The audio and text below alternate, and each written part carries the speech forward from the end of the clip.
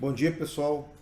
Hoje é 19 de junho de 2024, uma quarta-feira, dia muito gostoso, muito abençoado. Espero que vocês estejam bem e que as coisas vão bem para vocês e que essa palavra de hoje possa ajudar a muita gente.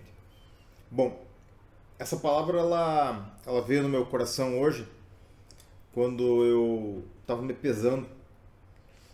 Ontem eu fui dar minha corridinha à tarde, como eu tenho contado para vocês.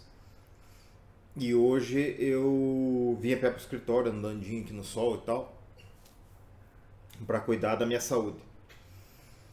Então, é, quando eu tinha 30 anos, aconteceu um fato na minha vida que a minha filha mais nova ela ficou doentinha. E eu já contei uma parte dessa história para vocês. Eu estava com 30 anos, estava tendo uma certa ascensão profissional, tinha comprado uma casa bem bacana, andava de carro novo e quando ela ficou doentinha eu não via muita solução naquele negócio.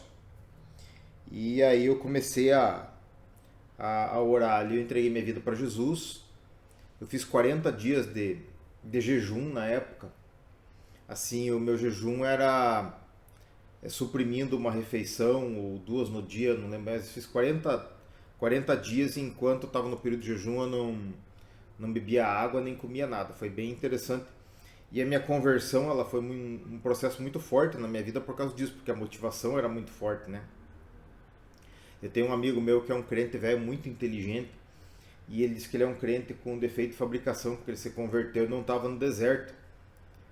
E comigo aconteceu bem o contrário. Eu me converti numa situação de desespero e Deus me atendeu, me acudiu e foi legal.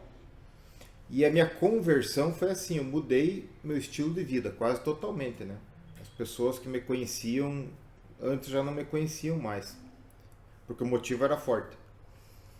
E a outra mudança interessante foi quando eu cheguei aos 40 anos. Um dia eu estava fazendo cursinho, tentando fazer concurso público para juiz federal. E daí começou a me dar uma taquicardia e tal. Eu fui fazer alguns exames, né? Aí eu descobri que eu estava com colesterol alto, com pressão alta, com taquicardia e com sobrepeso absurdo. E eu perdi um amigo lá que fazia as audiências comigo lá em Quedas do Iguaçu, que estava com sobrepeso, acabou morrendo depois o cara. E naquela época eu tomei uma decisão também e mudei os meus hábitos, né? Tanto que e agora fazem 17 anos daquele evento, né? Eu tô com um peso bem menor do que aquele e todos os dias eu tô andando, maneirando na comida, tomo remédio para pressão, para colesterol, para um monte de coisa, mas estou bem melhor de saúde do que há 17 anos atrás, né? E eu sempre falo para vocês esse negócio da saúde.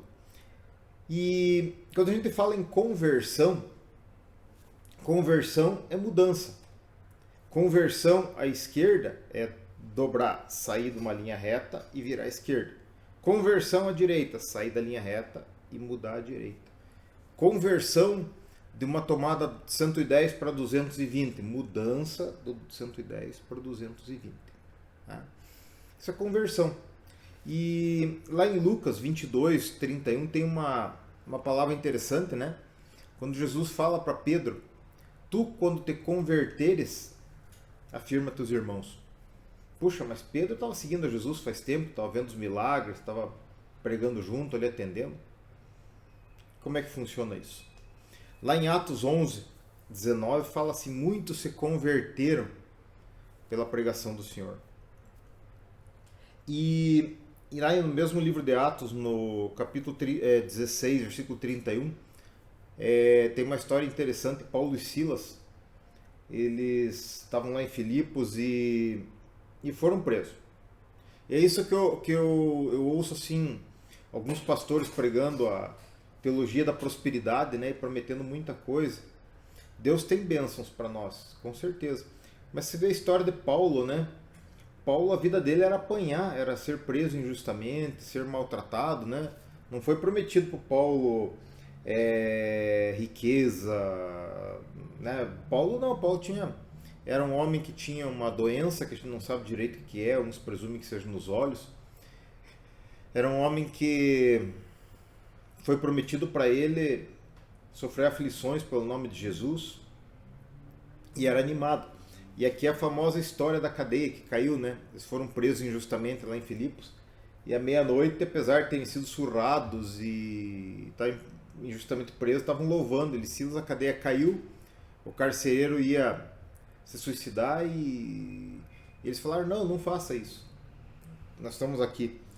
E aí o carcereiro falou, meu Deus do céu, o que eu faço para ser salvo? Daí eles falaram para ele, crê no Senhor Jesus Cristo e será salvo tu e tua casa. Então, a gente vê o seguinte, a intenção de Deus é que a gente se volte para Ele. Né? Lá no profeta Ezequiel, no 33, versículo 11, vocês vão ver assim, que Deus não se agrada que o ímpio morra, mas Ele quer que o ímpio se converta. Né? E a gente tem que se colocar nessa situação sempre, né? Quem é o ímpio? Eu era o ímpio, né? Hoje eu sou um homem com vários defeitos, mas eu sou um homem que tenta imitar Jesus, sou um homem que tento fazer o certo a cada dia, né? Então eu tenho uma outra vida hoje em dia.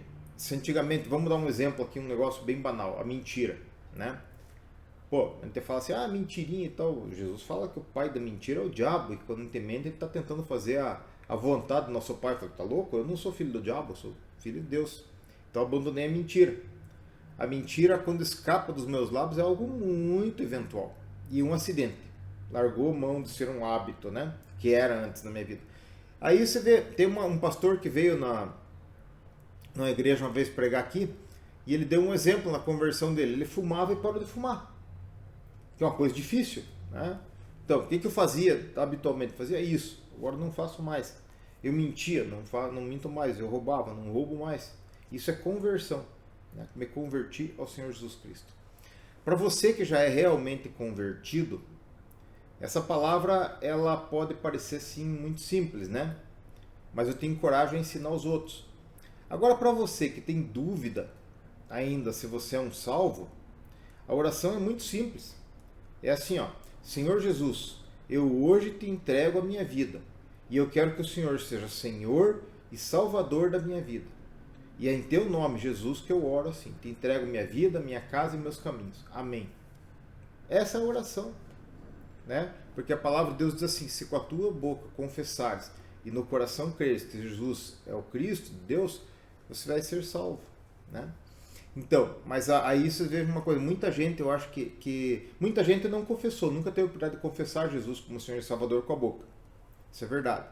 E muita gente teve a oportunidade, confessou Jesus como Salvador e fica confessando culto após culto, mas no seu coração não crê. Por quê? Porque faz as coisas diferentes. Aí esse não se converteu. Eu acho que esse é um grande problema da doutrina da predestinação, né? Do pessoal que acha assim que uma vez salvo, sempre salvo. Então, eles não estão totalmente errados. Você perde a salvação? Eu acho que não perde a salvação. Eu acho que aquele que volta para trás, como o cachorro volta para o homem, na verdade ele nunca foi salvo, né? Ele nunca aceitou Jesus como o Senhor e Salvador no seu coração.